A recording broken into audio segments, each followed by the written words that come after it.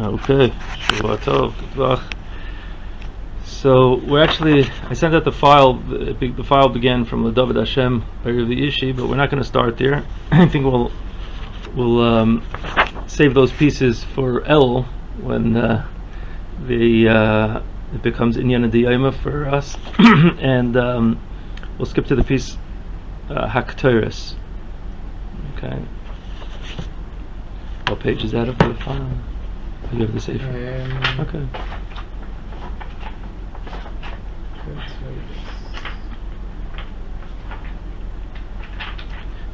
In the it's Kuf Lamed Aleph.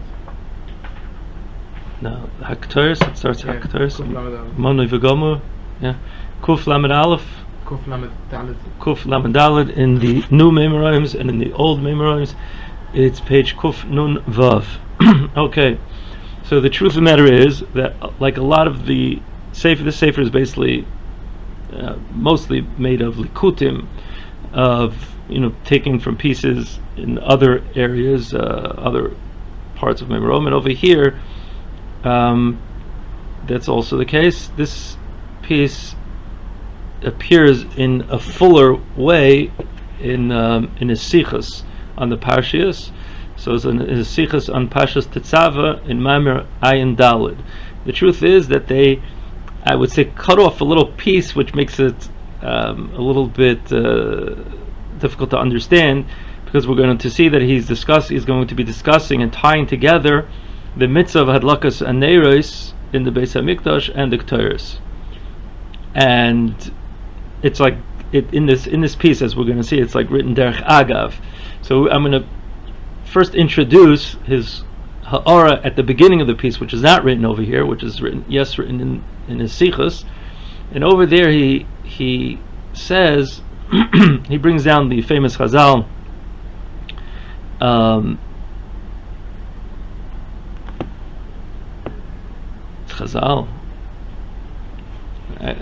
he starts off with the Chazal, but then he gets into the fact that in Parshat Tetzaveh, as we know, the name of Moshe Rabbeinu was not mentioned, and the Baal Turim over there says famously that it's to be Mekayim the Mecheni Nom Sifrecha Shekosavti, right? So that's Parshas Kisisa. So the last parsha before you get back a full round is Parshat Tetzaveh. So to Mekayim that,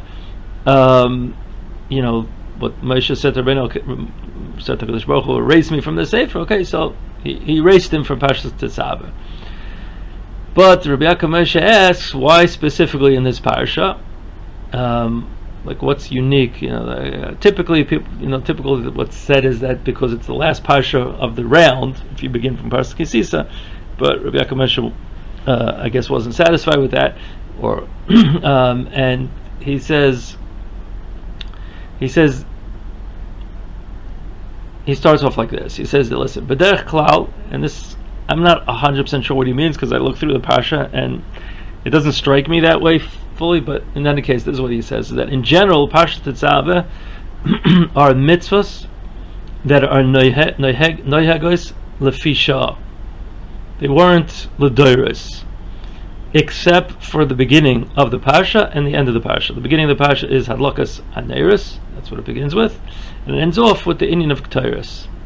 It says Rabbi Yaakov Moshe, al zeh nebar shemen ukteres yismach lev. So you see the pasuk in Mishlei puts together shemen and Ketores, and that's the ner, the mitzvah of ner in the Beis HaMikdash and the Ketores.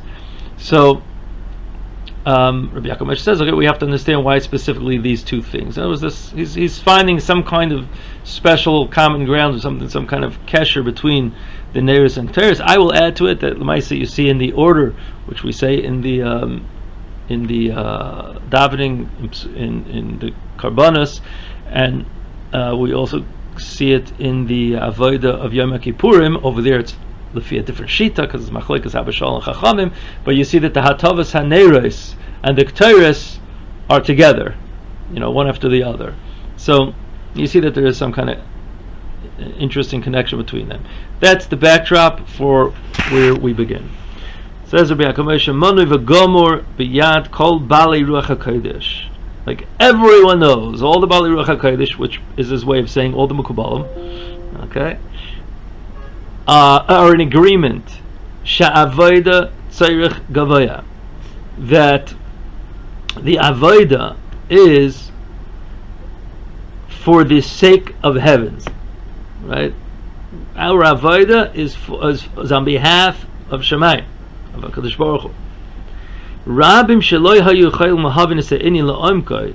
Many people who could not understand this inyan in its depth, dibru sara al dvarim kedoshim elu. They spoke badly against these holy words. What does that mean?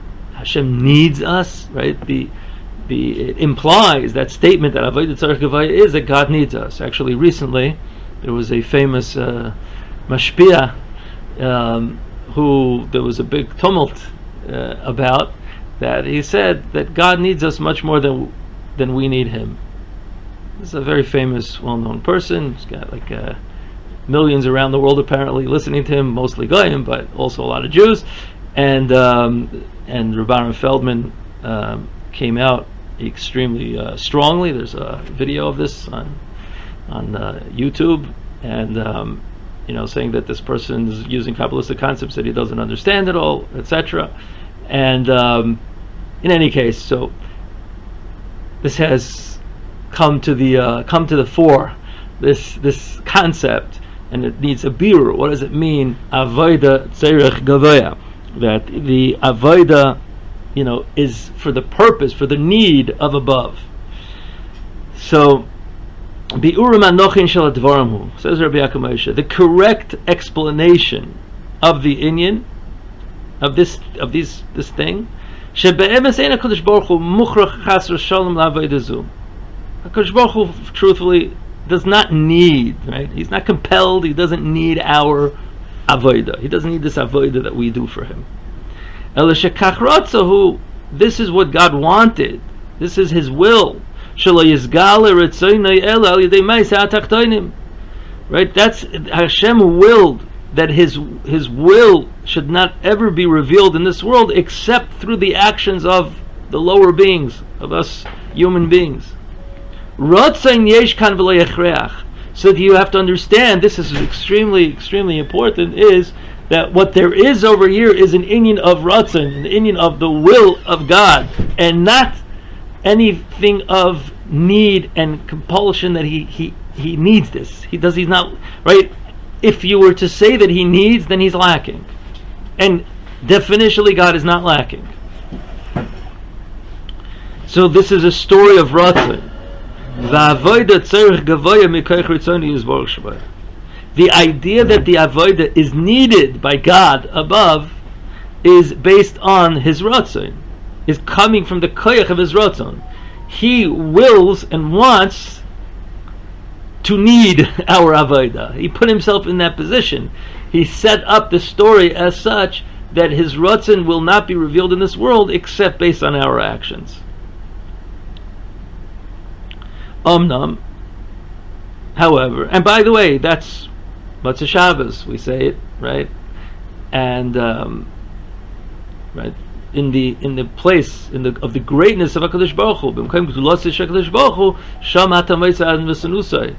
by in the place of God's greatness is where you find His humility. This is the most humble thing possible. He's able to do whatever He wants, whenever He wants, doesn't need us at all. But He humbled Himself to make it look as if He needs us, right?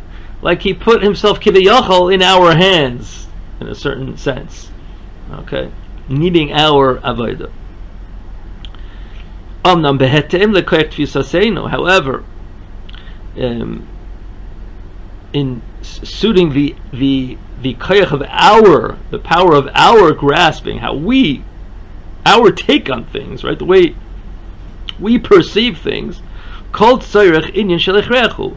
Our perception is that any need is an inyan of hechreach, meaning an inyan of not will, but rather something that is of a necessity, right? That's the way we perceive. That's our grasping. That's the way in our existence, our world, right? That's the way it is. If somebody needs something, he's desperate. Like without you, he doesn't have it. So v'chol rotzen enenu tzorech, and to the contrary, the opposite, the flip side of it, is that any will is not an issue of need. By us, these concepts of will and hechreach, of ratzin and hechreach, are polar opposites. They can't work together. Utfisaseinu atzara hazu, and the Zoom just fell. Okay. Utfisaseinu hatzara hazu goyremes lanu ta'uyos umavuchos. And this mistake, this narrow understanding of ours, is what causes all the mistakes and confusions, which is a very typical thing. Usually the things that, all these philosophical questions, right, are based on this idea that we are forced by language, which is of course not just language, it's the way our world works, our minds works, right? We are binding God, so to say, to our confines, right? That's always the story, Yediyah or Bechira, same thing. You're trying to fit me into your box, it's not going to work, right? And that's where this is coming from. For us, if something's tzorech, it's not ratzin. If something's ratzin, it's not tzorech. But by God, it's not that way. God created or set up the world. His ratzin is that He should need us. But that's a tzorech that's based on not hechreach, but a tzorech that's based on ratzin.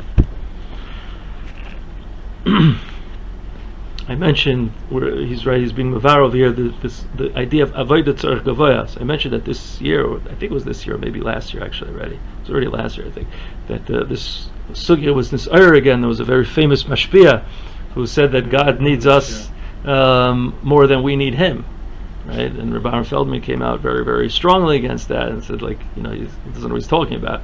And so this sugya is still live and kicking. All right, now. So you're going to make a shalom speech based on his piece?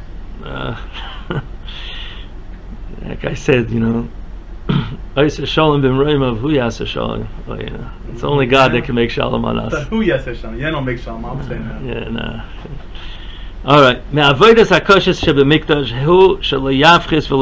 The truth of the matter is that I agree with Rabbi Feldman's opposition very, very strongly. It's a very irresponsible way of speaking. Even if he knows what he's talking about, none of us know what he's talking about. And in other words, we know. I mean, those who are in the know on this sugya understand what he's trying to say, but that doesn't help. It's a terrible thing to say. It's a terrible thing to say. There was somebody actually, now that you mentioned, there was somebody that tried to make shalom, and he had a whole long interview with him. It's also on YouTube. For an hour, he's trying to and he's not backing down. He just and he makes it worse and worse. It's okay, listen, what are you going to do? Now, it's sensationalism. I'm sorry to say, a person does that. It's like a good, okay, so I'm going to get more views because I'm saying something so crazy. Yeah. All right. That doesn't mean I'm not saying this person. I'm not saying this person's a bad person, but this was a big mistake. Anyway, from the most difficult avodas in the Beis Hamikdash, is not to do anything less and not to do anything more. The exactitude that is necessary in the Beis Hamikdash is one of the hardest avodas. Ve'echad hamavchis, ve'echad hamoisir, shneim yishalechu. And both, the one who does less or the one who adds, are both going in a way where lo yedu v'lo yevinu hamavchis. Okay, the person taking away will not know and not understand, doesn't know and doesn't understand. Hainu sheshaylu kol tzorech Gavoha. He rejects the whole idea of tzorech Gavoha. In other words, what he's saying is the one who's going to take away from this concept. Okay, he doesn't chap that there's a real tzorech Gavoha that God needs from us, again based on will, but there's this tzorech Gavoha. So he's mischayiv b'nafshay. he's mamish chayiv misa. You know, he's killing it. He's chayiv misa. Mishum shegoyrem lahavi rifyon v'israshos b'kiyum atar b'Yisrael. Because he causes a weakening and a hisrashlos, right, a softening and a weakening in the kiyum of Torah in Klal Yisrael. Kimiteva ha'adam. In other words, this is very important. He's saying is that the idea that avodah tzorech Gavoha, that our avodah Hashem is needed by God, that motivates us. That motivates us to act. Kimiteva ha'adam hu she'einenu misratza lif'oil bli she'pu'ulasoi tavi lechidushim ruchanim u'ma'asiyim.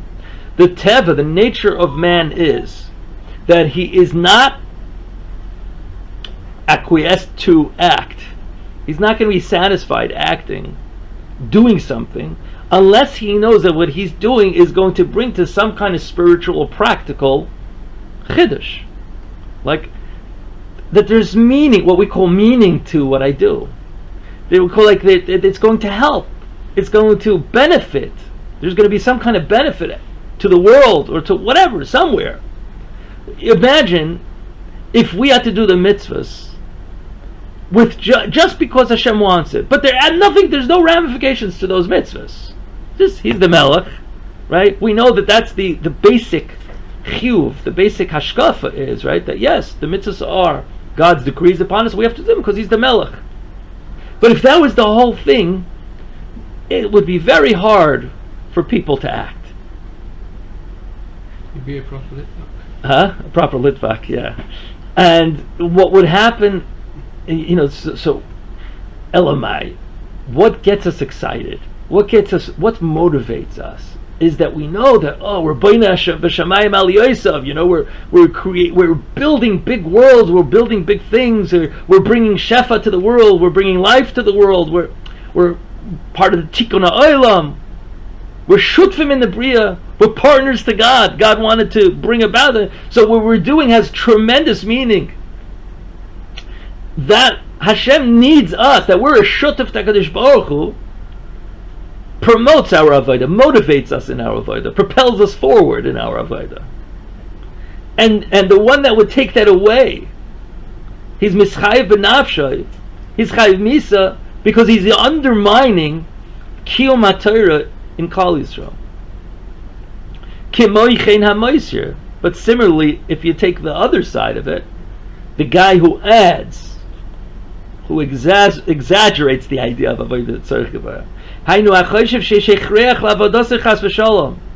the person who thinks that there is a hechreach to his avodah chas v'shalom, which was where the Taina comes out. What are you talking about? God needs us, mamish, like as if like that's what people understand from, at least from that speaker, right? Well, there's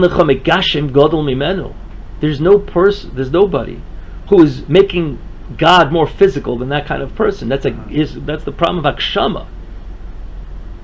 As if God is lacking, that's akshama. That's the worst thing possible. So, I mean, I should say that's these are both. On the one hand, the guy who is going to take away completely the idea of tzorech Gavoha is taking away our, the kiyum of Torah mitzvahs and Klal Yisrael. But the guy who goes the opposite direction says God needs us more. That's the biggest hakshama possible. Lezois, therefore, says Rabbi Yaakov Moshe, hadvekus ha'amitis, the true dvekus, lo titachen bebchinas yoted baltimoit, is impossible in the aspect of yated baltimoit, meaning this is something which is absolutely immutable. You can't do without this. You need to integrate. You need to bring these two true concepts together. Tzorech Gavoha, v'rotzain muchlat. On the one hand, it's tzorech Gavoha. There's a need up in Shemayim for our avodah. On the other hand, it's complete, absolute will. So it's not a compelled need. It's not what we would call a real need. It's a built need. It's a willed need. That's a very big difference. You know what it's like? Sometimes, sometimes you might want for your children to create a need, to create a situation where they're helping you, as if you need them, but you're really doing it for their benefit. But you want to promote their self-esteem. Oh, look how much you helped, Abba. Look how much you helped your father. So you bring a situation about where as if you need them, but it's a willed need, and that can be very beneficial for the child's self-esteem and ability to do.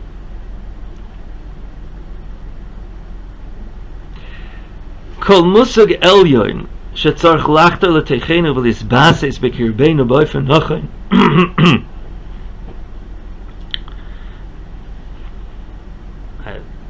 I'm just thinking now that I meant to say this at the beginning of this year. I just gave a mashal about a father and a son.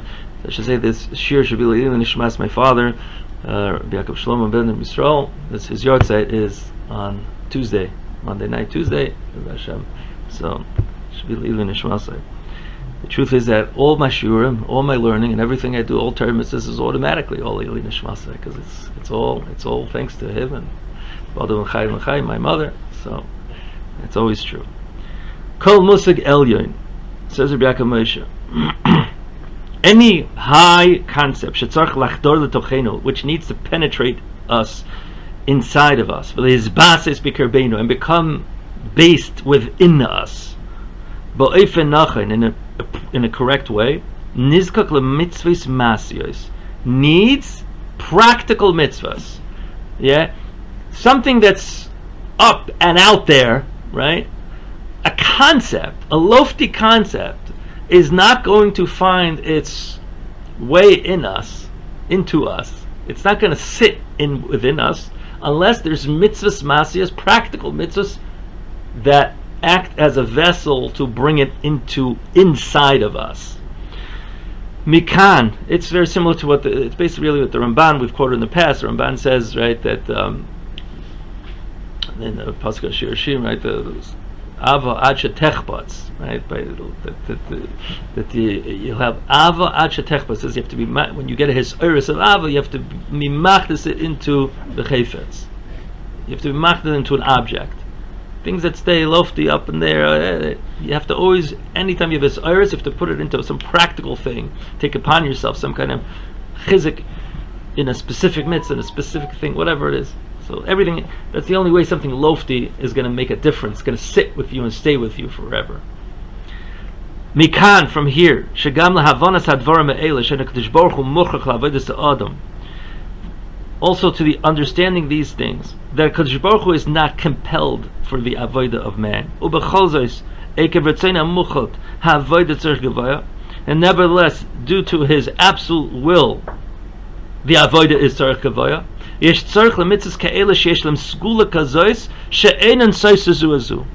You need such mitzvahs that are like, that's their skula, their specialty is, right, that they don't contradict one another. Mislachtos yachtov, they work together. And that express the essence of the Jewish people. So to bring this paradox, that in a way that we can live with this paradox in a comfortable way, and live with it means to feel alive with it, that this is going to, these two things, right, of tzorech Gavoha and ratzon muchla, we're going to need mitzvahs masiyas that are going to kind of work to have that segula where they're not going to contradict, but rather somehow intertwine with each other, expressing the most of Klal Yisrael. And what are those mitzvahs? Elohim mitzvahs hadlakas haneros v'aktoros. That is the mitzvahs of hadlakas haneros and the Torahs. Mitzvahs hadlakas haneros ba l'lamed sheshchina shel Yisrael. The mitzvah of lighting the neiros in the Beis Hamikdash, we know, comes to teach that the Shechina is in Klal Yisrael. The Shechina resides in Klal Yisrael. Hashras hashchina mispaseses b'Yisrael im havana shalei lo'eru tzorech. The Hashras hashchina it takes base in the Jewish people with that understanding that he doesn't need the light. HaKadosh Baruch Hu didn't need the light in the Beis Hamikdash. It's His house. He doesn't need the light that we light for Him. Ela shekach roitzehu. That's what he wants. V'zoyi mitzvah, that's the mitzvah. V'ata titzaves b'nei Yisrael. Okay, so that's clear. The mitzvah adlakas haneros is clear. It's clear that God doesn't need this light, and it's a mitzvah because that's what He wants. He wants us to light in the Beis Hamikdash the neros. Mohusa shel dvekas amitasi she'enein nefsakas la'olam. The mohus of true dvekas is that it never ceases, never ever ceases. Real dvekas never stops. She'im titochen she'tipasek, because if it was possible, if it was feasible that it stops, that would mean that it's not an everlasting dvekas. It's only a happenstance type of a dvekas. It's she ain't a dvekas klal, which is not true dvekas. That's not true dvekas. True dvekas, by virtue, by meaning, right, by the essence, is a complete dvekas. Dvekusim she'yisrael b'kutche b'richi omnam built-in nefsekas. The dvekas of Klal Yisrael and HaKadosh Baruch Hu is unceasing. But sometimes it's concealed, it's hidden.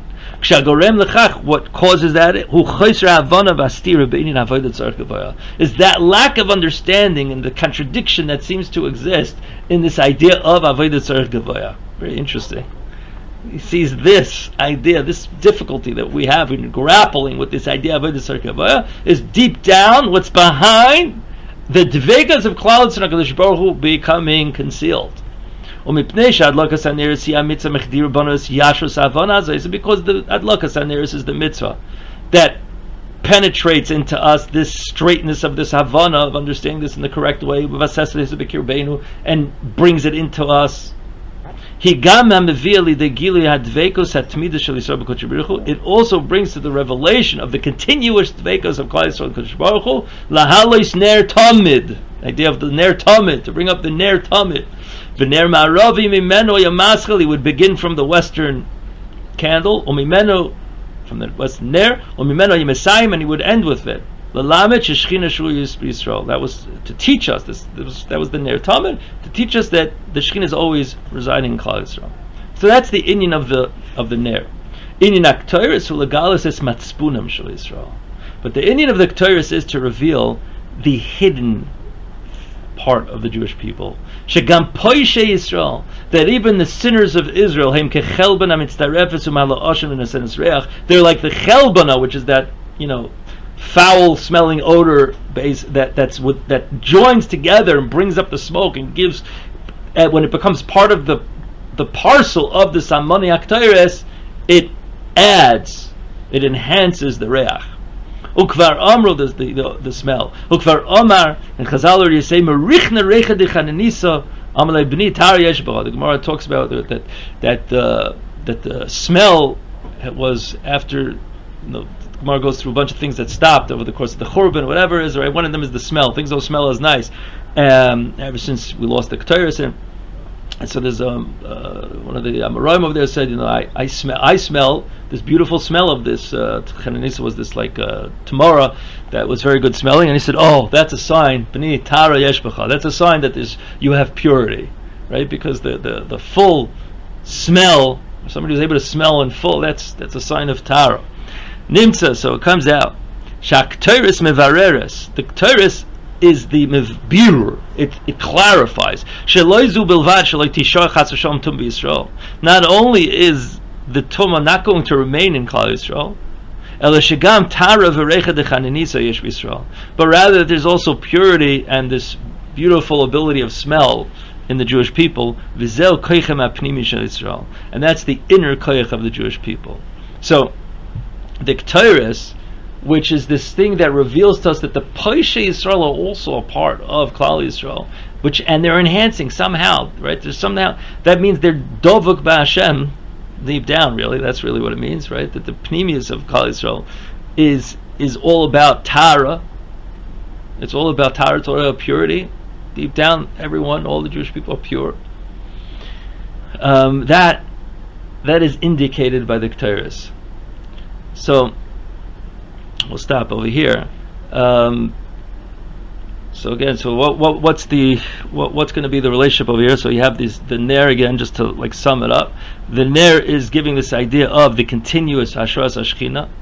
I would say, I guess the ner and Ketores, and the way it seems that Rebecca Moshe is saying, is like it's like the external manifestation and the internal manifestation. The external manifestation is this idea of ner ma'aravi, where you see HaKadosh Baruch Hu sharing Klal Yisrael, right? He's always there with us, and the Ketores is showing this inner aspect, revealing it, right? Again, the Ketores, you don't see the chelban action, you don't see smell, but the chelban is being used, the Pesha Yisrael is being used. They're part and parcel of that underneath. There's something underneath. That's what it seems to me, is that there's like this inner and outer aspect of ner and Ketores. But from so far, I know from this, I still don't see the tzorech Gavoha and Ratzon Muchlat. What are those two things over here? So, but it's late, so maybe we'll try to see if we can be meisif some kind of havana in at the beginning of next year, if we can, if we're zeicha to understanding something in this. But what certainly does come out of this is very, very important, and it's the real ikr of the whole piece, is the tzorech avodah tzorech Gavoha, this concept that we have to understand, that there's this paradox over here, that on the one hand, yes, there's tzorech Gavoha, we can't take away from that. On the other hand, there's this Ratzon Muchlat. It's the tzorech Gavoha is Ratzon Muchlat HaKadosh Baruch Hu. These things are not a stira, right? And we actually have to hold on very strongly to both those sides in order to, one, be motivated properly and have proper motivation, Klal Yisrael, to do Torah mitzvahs and keeping Meisif more and more and more, and at the same time we have to have the other side of understanding the Ratzon Muchlat, that we shouldn't Chas v'Shalom come to be Magshim HaKadosh Baruch Hu as if he's deficient of something, lacking something, that we need to, that he needs us mamish. Okay. Shavua Tov.